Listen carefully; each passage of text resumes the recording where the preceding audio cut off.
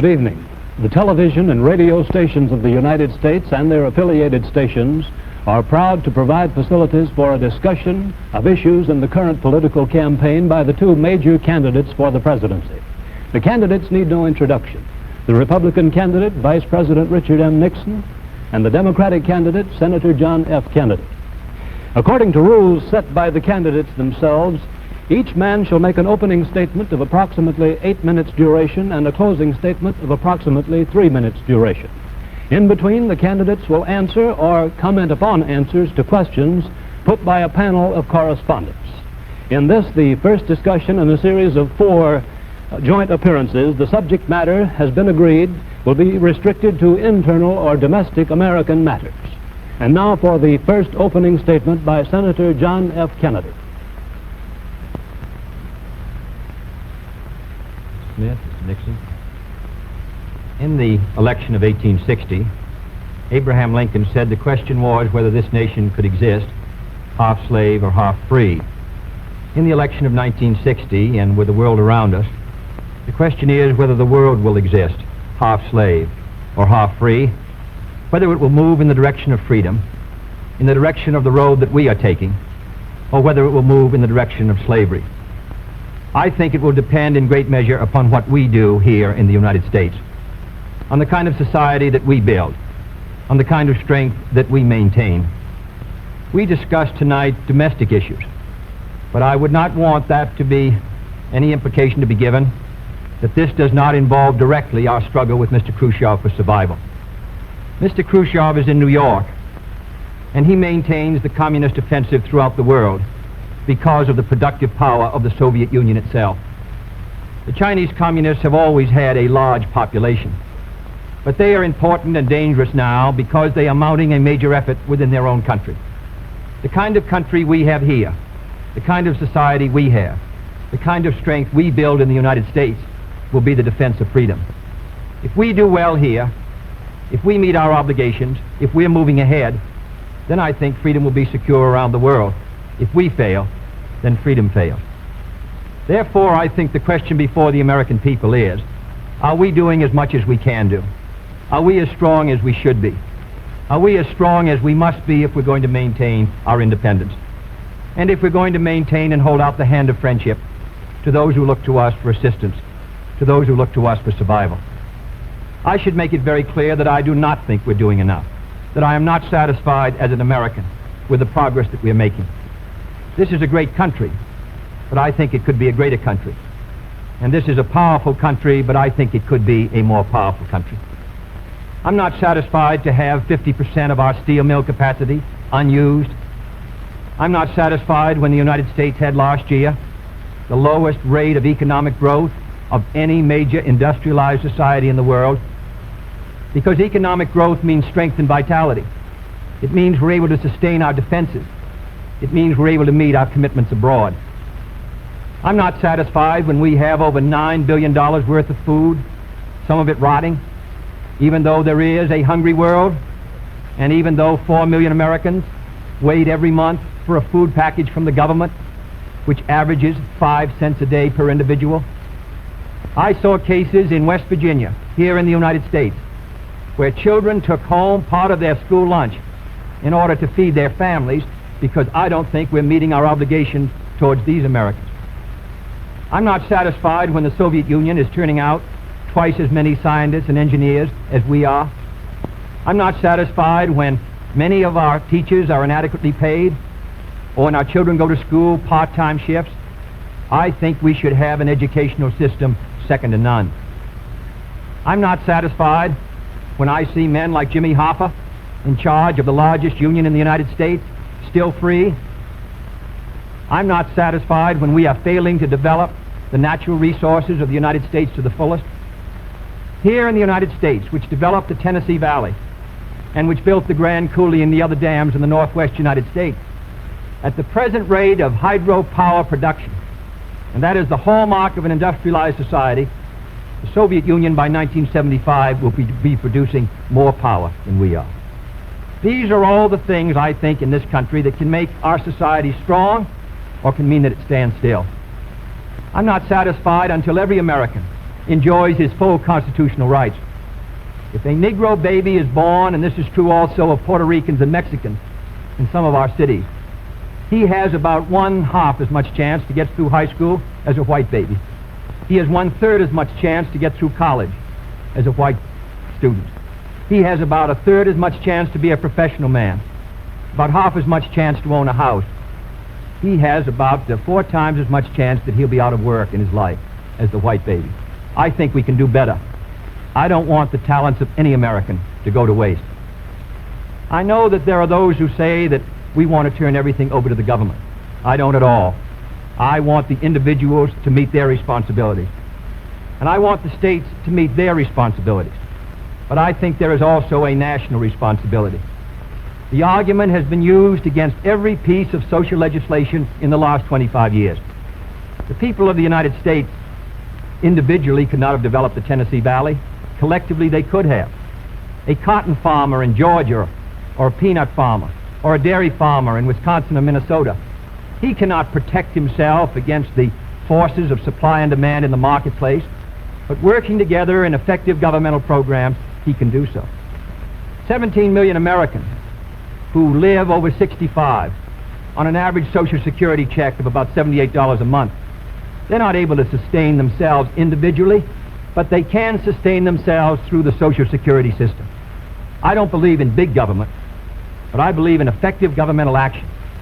And I think that's the only way that the United States is going to maintain its freedom. It's the only way that we're going to move ahead. I think we can do a better job. I think we're going to have to do a better job if we are going to meet the responsibilities which time and events have placed upon us. We cannot turn the job over to anyone else. If the United States fails, then the whole cause of freedom fails. And I think it depends in great measure on what we do here in this country. The reason Franklin Roosevelt was a good neighbor in Latin America was because he was a good neighbor in the United States. Because they felt that the American society was moving again. I want us to recapture that image. I want people in Latin America and Africa and Asia to start to look to America, to see how we're doing things, to wonder what the President of the United States is doing, and not to look at Khrushchev or look at the Chinese communists. That is the obligation upon our generation. In 1933, Franklin Roosevelt said in his inaugural that this generation of Americans has a rendezvous with destiny. I think our generation of Americans has the same rendezvous. The question now is, can freedom be maintained under the most severe attack it has ever known? I think it can be. And I think in the final analysis it depends upon what we do here. I think it's time America started moving again. And now the opening statement by Vice President Richard M. Nixon. Smith, Senator Kennedy, the things that Senator Kennedy has said, many of us can agree with. There is no question but that we cannot discuss our internal affairs in the United States without recognizing that they have a tremendous bearing on our international position. There is no question but that this nation cannot stand still because we are in a deadly competition, a competition not only with the men in the Kremlin, but the men in Peking. We're ahead in this competition, as Senator Kennedy, I think, has implied. But when you're in a race, the only way to stay ahead is to move ahead. And I subscribe completely to the spirit that Senator Kennedy has expressed tonight, the spirit that the United States should move ahead. Where then do we disagree? I think we disagree on the implication of his remarks tonight and on the statements that he has made on many occasions during his campaign to the effect that the United States has been standing still. We heard tonight, for example, the statement made that our growth in national product last year was the lowest of any industrial nation in the world. Now, last year, of course, was 1958. That happened to be a recession year. But when we look at the growth of GNP this year, a year of recovery, we find that it's 6 9/10% and one of the highest in the world today. More about that later. Looking then to this problem of how the United States should move ahead and where the United States is moving, I think it is well that we take the advice of a very famous campaigner. Let's look at the record. Is the United States standing still? Is it true that this administration, as Senator Kennedy has charged, has been an administration of retreat, of defeat, of stagnation? Is it true that as far as this country is concerned, in the field of electric power, in all of the fields that he has mentioned, we have not been moving ahead? Well, we have a comparison that we can make. We have the record of the Truman administration of 7.5 years and the 7.5 years of the Eisenhower administration. When we compare these two records in the areas that Senator Kennedy has discussed tonight, I think we find that America has been moving ahead. Let's take schools. We have built more schools in these last 7.5 years than we built in the previous 7.5, for that matter, in the previous 20 years. Let's take hydroelectric power. We have developed more hydroelectric power in these 7.5 years than was developed in any previous administration in history. Let us take hospitals. We find that more have been built in this administration than in the previous administration. The same is true of highways. Let's put it in terms that all of us can understand. We often hear gross national product discussed, and in that respect may I say that when we compare the growth in this administration with that of the previous administration, that then there was a total growth of 11% over 7 years. In this administration, there's been a total growth of 19% over 7 years. That shows that there's been more growth in this administration than in its predecessor. But let's not put it there. Let's put it in terms of the average family. What has happened to you? We find that your wages have gone up 5 times as much in the Eisenhower administration as they did in the Truman administration. What about the prices you pay? We find that the prices you pay went up 5 times as much in the Truman administration as they did in the Eisenhower administration. What's the net result of this? This means that the average family income went up 15% in the Eisenhower years as against 2% in the Truman years. Now, this is not standing still. But, good as this record is, may I emphasize, it isn't enough. A record is never something to stand on. It's something to build on. And in building on this record, I believe that we have the secret for progress. We know the way to progress. And I think, first of all, our own record proves that we know the way. Senator Kennedy has suggested that he believes he knows the way. I respect the sincerity with which he makes that suggestion. But on the other hand, when we look at the various programs that he offers, they do not seem to be new. They seem to be simply retreads of the programs of the Truman administration which preceded it. And I would suggest that during the course of the evening he might indicate those areas in which his programs are new, where they will mean more progress than we had then. What kind of programs are we for? We are for programs that will expand educational opportunities, that will give to all Americans their equal chance for education, for all of the things which are necessary and dear to the hearts of our people.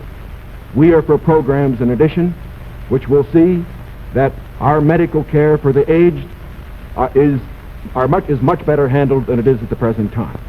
Here again, may I indicate that Senator Kennedy and I are not in disagreement as to the aim. We both want to help the old people. We want to see that they do have adequate medical care. The question is the means. I think that the means that I advocate will reach that goal better than the means that he advocates. I could give better examples, but for whatever it is, whether it's in the field of housing or health or medical care or schools or the development of electric power, we have programs which we believe will move America, move her forward and build on the wonderful record that we have made over these past 7.5 years. Now, when we look at these programs, might I suggest that in evaluating them, we often have a tendency to say that the test of a program is how much you're spending. I will concede that in all the areas to which I have referred, Senator Kennedy would have the federal government spend more than I would have it spend. I costed out the cost of the Democratic platform. It runs a minimum of $13.2 billion a year more than we are presently spending to a maximum of $18 billion a year more than we're presently spending. Now, the Republican platform will cost more, too. It will cost a minimum of $4 billion a year more, a maximum of $4.9 billion a year more than we're presently spending. Now, does this mean that his program is better than ours? Not at all. Because it isn't a question of how much the federal government spends. It isn't a question of which government does the most. It's a question of which administration does the right thing. And in our case, I do believe that our programs will stimulate the creative energies of 180 million free Americans. I believe the programs that Senator Kennedy advocates will have a tendency to stifle those creative energies. I believe, in other words, that his programs would lead to the stagnation of the motive power that we need in this country to get progress. The final point that I would like to make is this. Senator Kennedy has suggested in his speeches that we lack compassion for the poor, for the old, and for others that are unfortunate. Let us understand throughout this campaign that his motives and mine are sincere. I know what it means to be poor. I know what it means to see people who are unemployed. I know Senator Kennedy feels as deeply about these problems as I do. But our disagreement is not about the goals for America, but only about the means to reach those goals. Thank you, Mr. Nixon. That completes the opening statements, and now the candidates will answer questions or comment upon one another's answers to questions put by correspondents of the networks. The correspondents. I'm Sandra Van Oker, NBC News. I'm Charles Warren, Mutual News. I'm Stuart Novin, CBS News. Bob Fleming, ABC News. The first question to Senator Kennedy from Mr. Fleming. Senator, the Vice President in his campaign has said that you are naive and at times immature. He has raised the question of leadership. On this issue, why do you think people should vote for you rather than the Vice President? Well, the Vice President and I came to the Congress together, 1946. We both served in the Labor Committee. I've been there now for 14 years, the same period of time that he has, so that our experience in government is comparable. Secondly, I think the question is, what are the programs that we advocate? What is the party record that we lead? I come out of the Democratic Party, which in this century has produced Woodrow Wilson and Franklin Roosevelt and Harry Truman, and which supported and sustained these programs which I've discussed tonight. Mr. Nixon comes out of the Republican Party. He was nominated by it. And it is a fact that through most of these last 25 years, the Republican leadership has opposed federal aid for education, medical care for the aged, development of the Tennessee Valley, development of our natural resources. I think Mr. Nixon is an effective leader of his party. I hope he would grant me the same. The question before us is, which point of view and which party do we want to lead the United States? Mr. Nixon, would you like to comment on that statement? I have no comment. The next question, Mr. Novins. Mr. Vice President, your campaign stresses the value of your 8-year experience, and the question arises as to whether that experience was as an observer or as a participant or as an initiator of policy making. Would you tell us, please, specifically what major proposals you have made in the last 8 years that have been adopted by the administration? It would be rather difficult to cover them in 2.5 minutes. I would suggest that these proposals could be mentioned. First, after each of my foreign trips, I have made recommendations that have been adopted. For example, after my first trip abroad, I strongly recommended that we increase our exchange programs, particularly as they related to exchange of persons, of leaders in the labor field and in the information field. After my trip to South America, I made recommendations that a separate inter-American lending agency be set up, which the South American nations would like much better than to participate in the lending agencies which treated all the countries of the world the same. I have made other recommendations after each of the other trips. For example, after my trip abroad to Hungary, I made some recommendations with regard to the Hungarian refugee situation, which were adopted not only by the President, but some of them were enacted into law by the Congress. Within the administration, as a chairman of the President's Committee on Price Stability and Economic Growth, I have had the opportunity to make recommendations which have been adopted within the administration and which I think have been reasonably effective. I know Senator Kennedy suggested in his speech at Cleveland yesterday that that committee had not been particularly effective.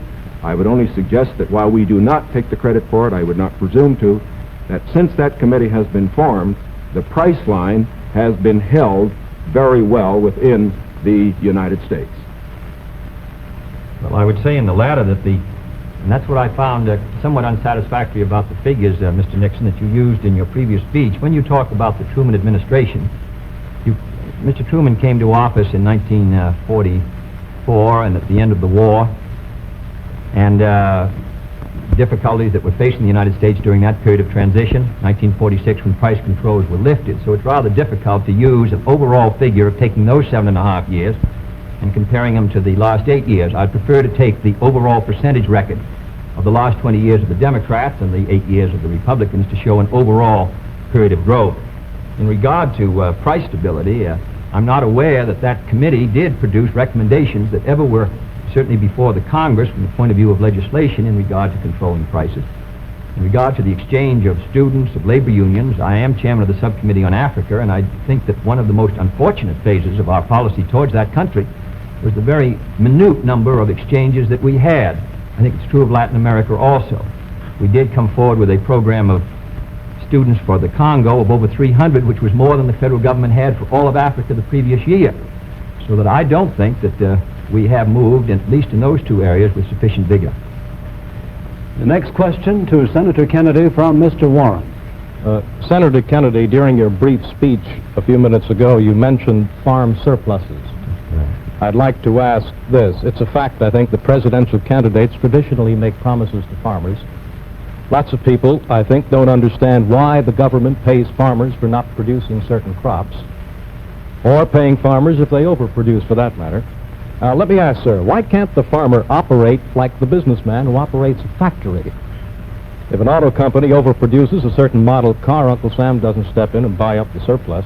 Why this constant courting of the farmer? Well, because I think that if the federal government moved out of the program and withdrew its supports, then I think you would have complete economic chaos. The farmer plants in the spring and harvests in the fall. There are hundreds of thousands of them. They're not able to control their market very well. They bring their crops in or their livestock in, many of them about the same time. They have only a few purchasers that buy their milk or their hogs, few large companies in many cases, and therefore the farmer is not in a position to bargain very effectively in the marketplace. I think the experience of the 20s has shown what a free market could do to agriculture. And if the agricultural economy collapses, then the economy of the rest of the United States sooner or later will collapse. The farmers are the #1 market for the automobile industry of the United States. The automobile industry is the #1 market for steel.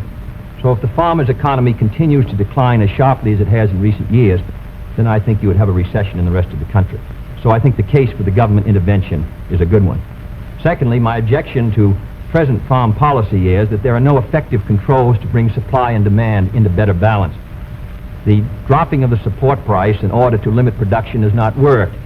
And we now have the highest surpluses, $9 billion worth. We've had a higher tax load from the Treasury for the farmer in the last few years with the lowest farm income in many years. I think that this farm policy has failed. And my judgment, the only policy that will work will be for effective supply and demand to be in balance. And that can only be done through governmental action. I therefore suggest that in those basic commodities which are supported, that the federal government, after endorsement by the farmers in that commodity, attempt to bring supply and demand into balance, attempt effective production controls so that we won't have that 5 or 6% surplus which breaks the price 15 or 20%. I think Mr. Benson's program has failed. And I must say, after reading the Vice President's speech before the farmers as he read mine, I don't believe that it's very much different from Mr. Benson. I don't think it provides effective governmental controls.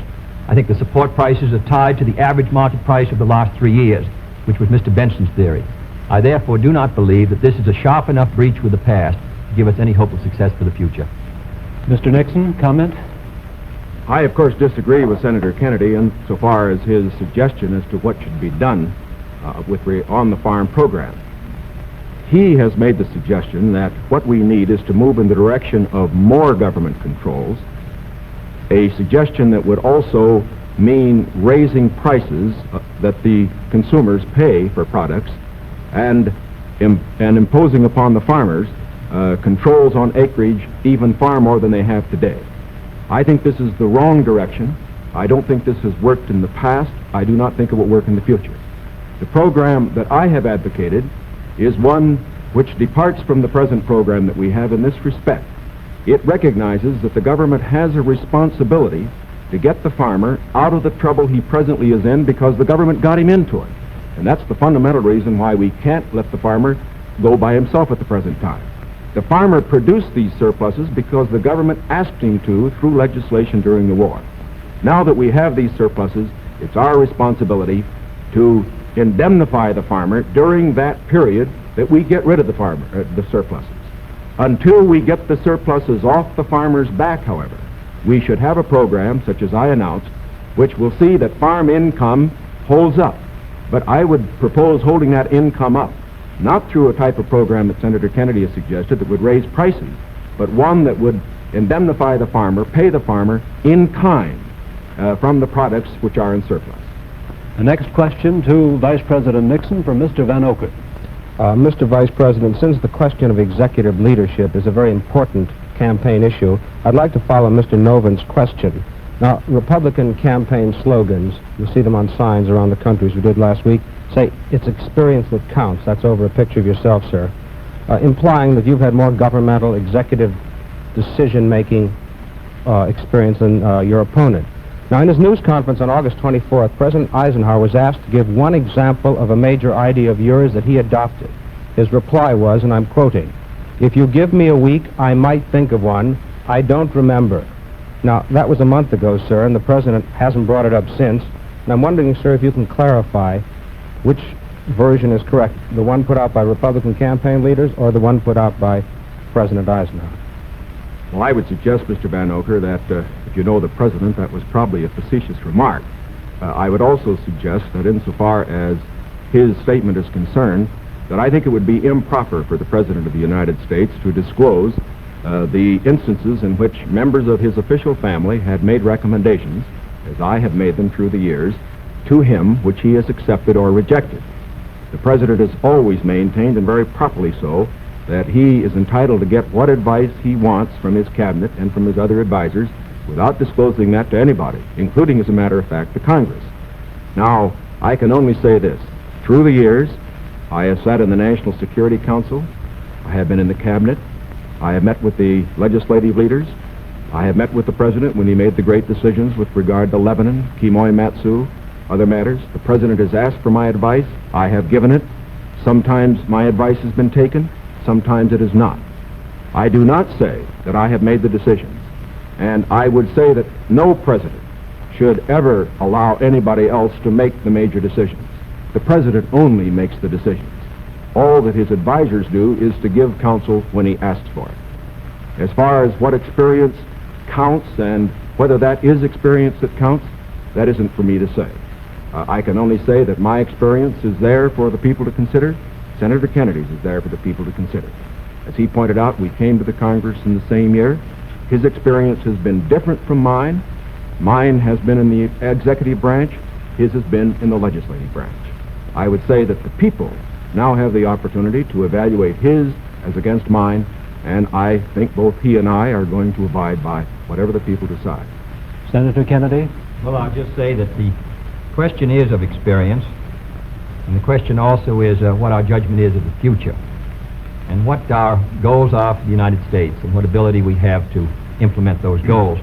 Abraham Lincoln came to the presidency in 1860 after a rather little-known session in the House of Representatives, and after being defeated for the Senate in 58 and was a distinguished president. There is no certain road to the presidency. There are no guarantees that if you take one road or another that you will be a successful president. I have been in the Congress for 14 years. I have voted in the last 8 years, and the Vice President was presiding over the Senate and meeting his other responsibilities. I have met decisions over 800 times on matters which affect not only the domestic security of the United States, but as a member of the Senate Foreign Relations Committee. The question really is which candidate and which party can meet the problems that the United States is going to face in the 60s. The next question to Senator Kennedy from Mr. Novens. Senator Kennedy, in connection with these problems of the future that you speak of and the program that you enunciated earlier in your direct talk, you call for expanding some of the welfare programs for schools, for teacher salaries, medical care, and so forth, but you also called for reducing the federal debt. And I'm wondering how you if your president in January would go about paying the bill for all this? Does this mean that I did not advocate reducing the federal debt because I don't believe that you're going to be able to reduce the federal debt very much in 1961, 2, or 3. I think you have heavy obligations which affect our security, which we're going to have to meet. And therefore, I've never suggested we should be able to retire the debt substantially or even at all in 1961 or 2. Senator, I believe in one of your speeches you never. suggested that reducing the interest rate would help toward... No, not reducing the debt. interest. Reducing the interest rate, in my judgment, the hard money, tight money policy, fiscal policy of this administration has contributed to the slowdown in our economy, which helped bring the recession of '54, which made the recession of '58 rather intense, and which has slowed somewhat our economic activity in 1960. What I have talked about, however, the kind of programs that I talk about, in my judgment, are fiscally sound. Medical care for the aged, I would put under Social Security. The Vice President and I disagree on this.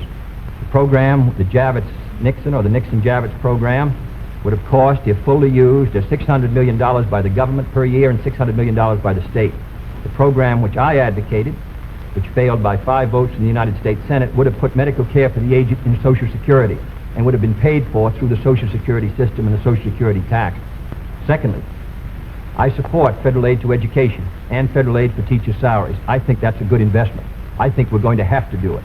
And I think to heap the burden further on the property tax, which is already strained in many of our communities, will ensure, in my opinion, that many of our children will not be adequately educated and many of our teachers not adequately compensated. There is no greater return to an economy or to a society than an educational system second to none. On the question of the development of natural resources, I would pay as you go, in the sense that they would be balanced and the power revenues would bring back sufficient money to finance the projects, in the same way as the Tennessee Valley. I believe in the balanced budget, and the only conditions under which I would unbalance the budget would be if there was a grave national emergency or a serious recession. Otherwise, with a steady rate of economic growth, and Mr. Nixon and Mr. Rockefeller in their meeting said a 5% economic growth would bring by 1962 $10 billion extra in tax revenues. Whatever is brought in, I think that we can finance essential programs within a balanced budget if business remains orderly.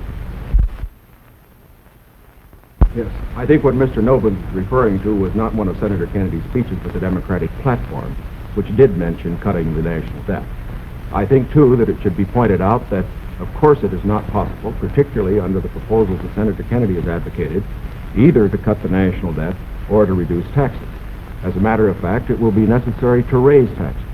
As Senator Kennedy points out, that as far as his one proposal is concerned, the one for medical care for the aged, that would be financed out of Social Security.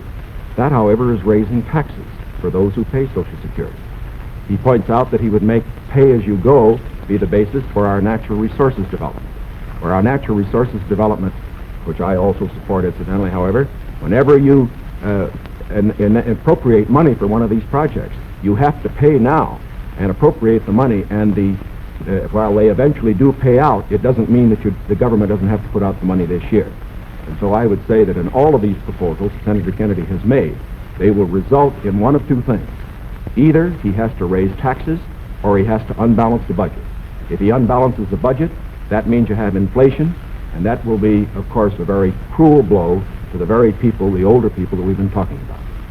As far as aid for school construction is concerned, I favor that, as Senator Kennedy did in January of this year, when he said he favored that rather than aid to teacher salaries. I favor that because I believe that's the best way to aid our schools without running any risk whatever of the federal government telling our teachers what to teach. The next question to Vice President Nixon from Mr. Warren. Mr. Vice President, you mentioned schools. It was just yesterday, I think you asked for a crash program to raise education standards. And this evening you talked about advances in education. Mr. Vice President, you said it was back in 1957 that salaries paid to school teachers were nothing short of a national disgrace. Higher salaries for teachers, you added, were important, and if the situation wasn't corrected, it would lead to a national disaster. Yet you refused to vote in the Senate in order to break a tie vote when that single vote, if it had been yes, would have granted salary increases to teachers. I wonder if you could explain that, sir. Awfully glad you got that question, because as you know, I got into it at the last, and my other question wasn't able to complete the argument. I think that the reason that I voted against having the federal government pay teacher salaries was probably the very reason that concerned Senator Kennedy when in January of this year, in his kickoff press conference, he said that he favored aid for school construction, but at that time did not feel that there should be aid for teacher salaries. At least that's the way I read his remarks. Now, why should there be any question about the federal government aiding teacher salaries? Why did Senator Kennedy take that position then? Why do I take it now? We both took it then, and I take it now for this reason. We want higher teacher salaries. We need higher teacher salaries. But we also want our education to be free of federal control. When the federal government gets the power to pay teachers, inevitably, in my opinion, it will acquire the power to set standards and to tell the teachers what to teach. I think this would be bad for the country. I think it would be bad for the teaching profession. There is another point that should be made. I favor higher salaries for teachers.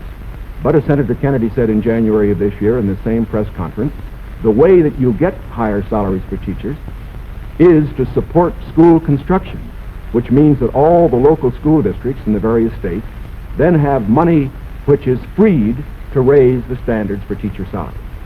I should also point out this. Once you put the responsibility on the federal government for paying a portion of teacher salaries, your local communities and your states are not going to meet the responsibility as much as they should.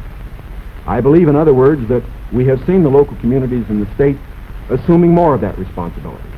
Teacher salaries, very fortunately, have gone up 50% in the last 8 years, as against only a 34% rise for other salaries. This is not enough. It should be more. But I do not believe that the way to get more salaries for teachers is to have the federal government get in with a massive program. My objection here is not the cost in dollars.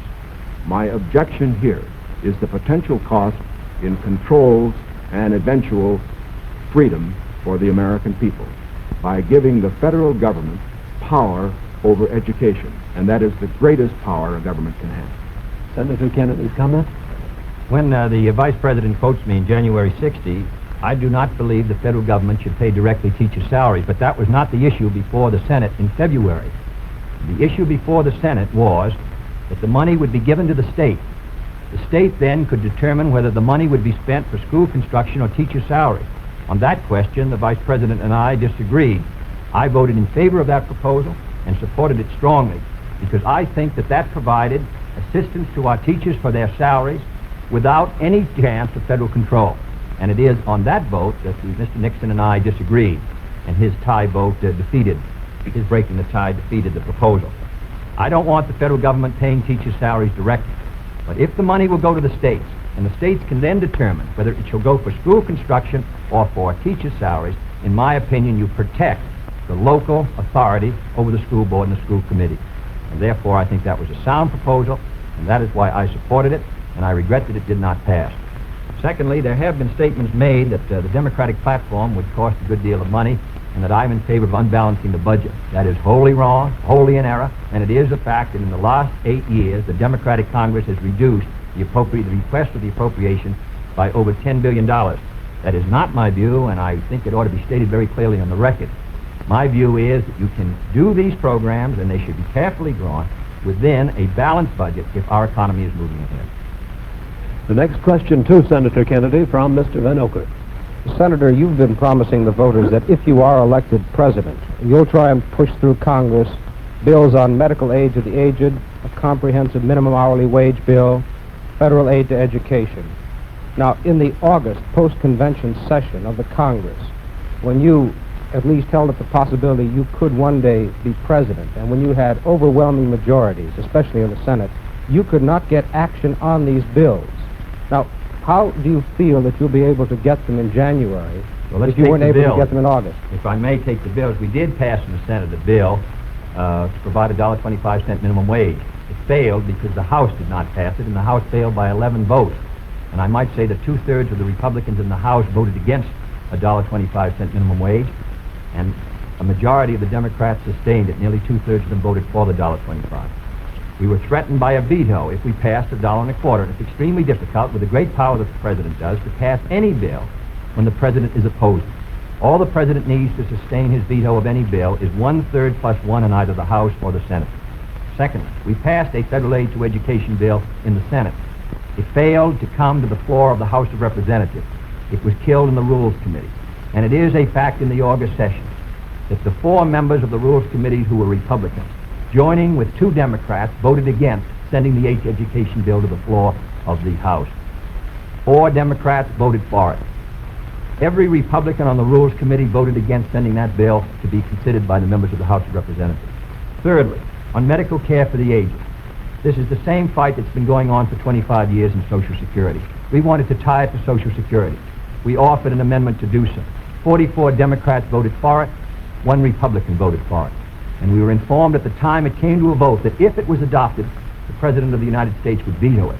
In my judgment, a vigorous Democratic president, supported by a Democratic majority in the House and Senate, can win the support for these programs.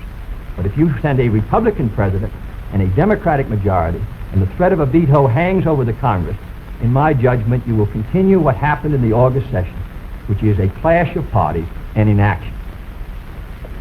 Mr. Nixon, comment? Well, obviously, my views are a little different. First of all, I don't see how it's possible for a 1/3 of a body, such as the Republicans have in the House and the Senate, to stop 2/3 if the 2/3 are adequately led. I would say, too, that when Senator Kennedy refers to the action of the House Rules Committee, there are 8 Democrats on that committee and 4 Republicans. It would seem to me, again, that it is very difficult to blame the 4 Republicans for the 8 Democrats not getting something through that particular committee. I would say further that to blame the President and his veto power for the inability of the Senator and his colleague to get action in this special session misses the mark. When the President exercises his veto power, he has to have the people behind him, not just 1/3 of the Congress.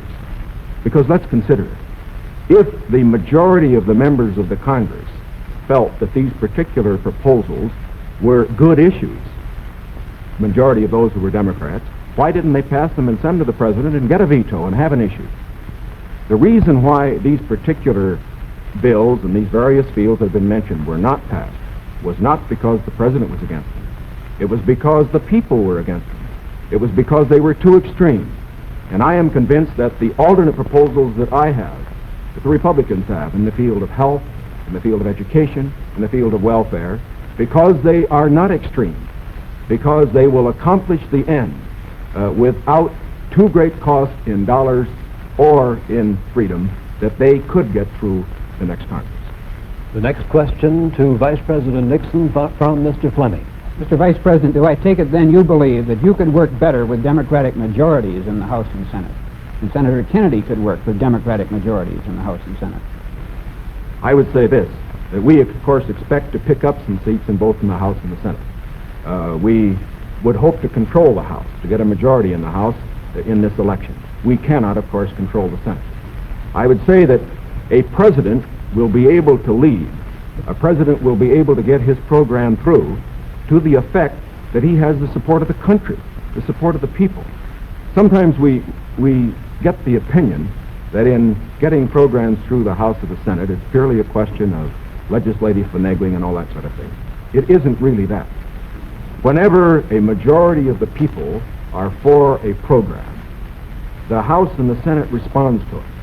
And whether this House and Senate in the next session is Democratic or Republican, if the country will have voted for the candidate for the presidency and for the proposals that he has made, I believe that you will find that the president, if it were a Republican, as it would be in my case, would be able to get his program through that Congress. Now, I also say that as far as Senator Kennedy's proposals are concerned, that, again, the question is not simply one of a presidential veto stopping program. You must always remember that a president can't stop anything unless he has the people behind him. And the reason President Eisenhower's vetoes have been sustained, the reason the Congress does not send up bills to him which they think will be vetoed, is because the people and the Congress, the majority of them, know the country is behind the president. Senator Kennedy? Well, now let's look at these bills that the Vice President suggests were too extreme. One was a bill for $1.25 an hour for anyone who works in a store or a company that has $1 million a year business. I don't think that's extreme at all. and yet nearly 2/3 to 3/4 of the Republicans in the House of Representatives voted against that proposal. Secondly was the federal aid to education bill. It was a very, because of the defeat of teacher salaries, it was not a bill that met, in my opinion, the needs. The fact of the matter is, it was a bill that was less than you recommended, Mr. Nixon, this morning in your proposal. It was not an extreme bill, and yet we could not get one Republican to join. At least, I think, 4 of the 8 Democrats voted to send it to the floor of the House, not one Republican, and they joined with those Democrats who were opposed to it. I don't say the Democrats are united in their support of the program, but I do say a majority are, and I say a majority of the Republicans are opposed to it. The third is medical care for the aged, which is tied to Social Security, which is financed out of Social Security funds. Does not put a deficit on the Treasury. The proposal advanced by you and by Mr. Javits would have cost $600 million. Mr. Rockefeller rejected it in New York, said he didn't agree with the financing at all, said it ought to be on Social Security. So these are 3 programs which are quite moderate. I think it shows the difference between the 2 parties. One party is ready to move in these programs, the other party gives them lip service. Mr. Warren's question for Senator Kennedy. Senator Kennedy, on another subject, communism is so often described as an ideology or a belief that exists somewhere other than in the United States. Let me ask you, sir, just how serious a threat to our national security are these communist subversive activities in the United States today? Well, I think they're serious. I think it's a matter that we should continue to give great care and attention to. We should support the laws which the United States has passed in order to protect us from those who would destroy us from within. We should sustain the Department of Justice in its efforts and the FBI, and we should be continually alert. I think if the United States is maintaining a strong society here in the United States, I think that we can meet any internal threat. The major threat is external and will continue. Mr. Nixon, comment? I agree with Senator Kennedy's appraisal generally in this respect. The question of communism within the United States has been one that has worried us in the past. It is one that will continue to be a problem for years to come. We have to remember that the Cold War that Mr. Khrushchev is waging and his colleagues are waging is waged all over the world, and it's waged right here in the United States. That's why we have to continue to be alert. It is also essential in being alert that we be fair. Fair because by being fair, we uphold the very freedoms that the communists would destroy. We uphold the standards of conduct which they would never follow. And in this connection, I think that we must look to the future, having in mind the fact that we fight communism at home, not only by our laws to deal with communists, the few who do become communists and the few who do become fellow travelers, but we also fight communism at home by moving against those various injustices which exist in our society, which the communists feed upon. And in that connection, I again would say that while Senator Kennedy says we are for the status quo, I do believe that he would agree that I am just as sincere in believing that my proposals for federal aid to education, my proposals for health care, are just as sincerely held as his. The question, again, is not one of goals. We're for those goals. It's one of means. Mr. Van Oker's question for Vice President Nixon. Mr. Vice President, in one of your earlier statements, you said, we've moved ahead, we've built more schools, we've built more hospitals. Now, sir, isn't it true that the building of more schools is a local matter for financing? Were you claiming that the Eisenhower administration was responsible for the building of these schools, or is it the local school districts that provide for them? Not at all. As a matter of fact, your question brings out a point that I'm very glad to make. Too often, in appraising whether we are moving ahead or not, we think only of what the federal government is doing. Now, that isn't the test of whether America moves. The test of whether America moves is whether the federal government, plus the state government, plus the local government, plus the biggest segment of all, individual enterprise, moves. We have, for example, a gross national product of approximately $500 billion. Roughly $100 billion to $125 billion of that is the result of government activity. $400 billion, approximately, is a result of what individuals do. Now, the reason the Eisenhower administration has moved, the reason that we've had the funds, for example, locally, to build the schools and the hospitals and the highways, to make the progress that we have, is because this administration has encouraged individual enterprise. And it has resulted in the greatest expansion of the private sector of the economy that has ever been witnessed in an 8-year period. And that is growth. That is the growth that we are looking for. It is the growth that this administration has supported and that its policies have stimulated. Senator Kennedy? Well, I must say, I think the reason that the schools have been constructed is because the local school districts were willing to increase the property taxes to a tremendously high figure. In my opinion, almost to the point of diminishing returns in order to sustain these schools. Secondly, I think we have a rich country, and I think we have a powerful country. I think what we have to do, however, is have the president and the leadership set before our country exactly what we must do in the next decade if we're going to maintain our security in education, in economic growth, in development of natural resources. The Soviet Union is making great gains. It isn't enough to compare what might have been done 8 years ago, or 10 years ago, or 15 years ago, or 20 years ago. I want to compare what we're doing with what our adversaries are doing, so that by the year 1970, the United States is ahead in education, in health, in building, in homes, in economic strength. I think that's the big assignment, the big task, the big function of the federal government. Can I have the summation time, please? We've completed our questions and our comments, and in just a moment we'll have the summation time. This will allow 3 minutes and 20 seconds for the summation by each candidate. 3 minutes and 20 seconds for each candidate. Vice President Nixon, will you make the first summation? President Smith, Senator Kennedy. First of all, I think it is well to put in perspective where we really do stand with regard to the Soviet Union in this whole matter of growth. The Soviet Union has been moving faster than we have, but the reason for that is obvious. They start from a much lower base. Although they have been moving faster in growth than we have, we find, for example, today, that their total gross national product is only 44% of our total gross national product. That's the same percentage that it was 20 years ago. And as far as the absolute gap is concerned, we find that the United States is even further ahead than it was 20 years ago. Is this any reason for complacency? Not at all. Because these are determined men. They are fanatical men. And we have to get the very most out of our economy. I agree with Senator Kennedy completely on that score. Where we disagree is in the means that we would use to get the most out of our economy. I respectfully submit that Senator Kennedy too often would rely too much on the federal government, on what it would do to solve our problems, to stimulate growth.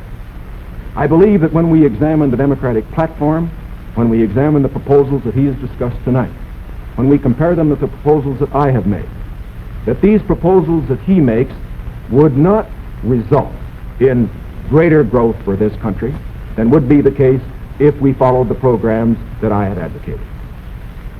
There are many of the points that he has made that I would like to comment upon. The one in the field of health is worth mentioning. Our health program, the one that Senator Javits and other Republican senators as well as I supported, is one that provides for all people over 65 who want health insurance the opportunity to have it if they want it. It provides a choice of having either government insurance or private insurance. But it compels nobody to have insurance who does not want it. His program under Social Security would require everybody who had Social Security to take government health insurance whether he wanted it or not. And it would not cover several million people who are not covered by Social Security at all. Here is one place where I think that our program does a better job than his. The other point that I would make is this.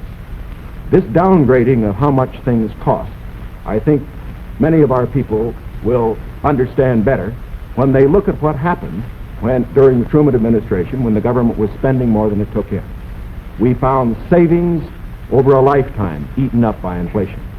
We found the people who could least afford it, people on retired incomes, people on fixed incomes, we found them unable to meet their bills at the end of the month. It is essential that a man who's president of this country certainly stand for every program that will mean for growth. And I stand for programs that will mean growth and progress. But it is also essential that he not allow a dollar spent that could be better spent by the people themselves. Senator Kennedy, your conclusion? The point was made by Mr. Nixon that the Soviet production is only 44% of ours. I must say that 44% and that Soviet country is causing us a good deal of trouble tonight. I want to make sure that it stays in that relationship. I don't want to see the day when it's 60% of ours and 70 and 75 and 80 and 90% of ours, with all the force and power that it could bring to bear in order to cause our destruction. Secondly, the Vice President mentioned medical care for the aged. Our program was an amendment to the Kerr bill. The Kerr bill provided assistance to all those who were not on Social Security. I think it's a very clear contrast. In 1935, when the Social Security Act was written, 94 out of 95 Republicans voted against it. Mr. Landon ran in 1936 to repeal it. In August of 1960, when we tried to get it again, but this time for medical care, we received the support of one Republican in the Senate on this occasion. Thirdly, I think the question before the American people is, as they look at this country and as they look at the world around them, the goals are the same for all Americans. The means are at question. The means are at issue. If you feel that everything that is being done now is satisfactory, that the relative power and prestige and strength of the United States is increasing in relation to that of the communists, that we are gaining more security, that we are achieving everything as a nation that we should achieve, that we're achieving a better life for our citizens and greater strength, then I agree. I think you should vote for Mr. Nixon. But if you feel that we have to move again in the 60s, that the function of the president is to set before the people the unfinished business of our society, as Franklin Roosevelt did in the 30s, the agenda for our people, what we must do as a society to meet our needs in this country and protect our security and help the cause of freedom.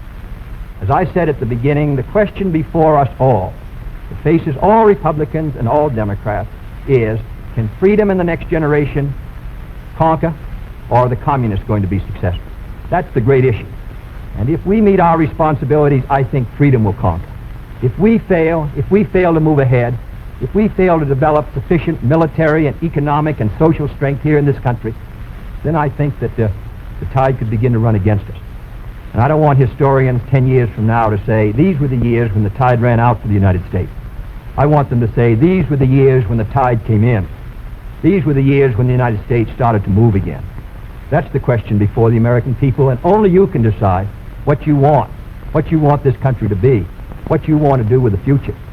I think we're ready to move, and it is to that great task, if we're successful, that we will address ourselves. Thank you very much, gentlemen. This hour has gone by all too quickly. Thank you very much for permitting us to present the next President of the United States on this unique program. I've been asked by the candidates to thank the American networks and the affiliated stations for providing time and facilities for this joint appearance. Other debates in this series will be announced later and will be on different subjects. This is Howard K. Smith. Good night from Chicago.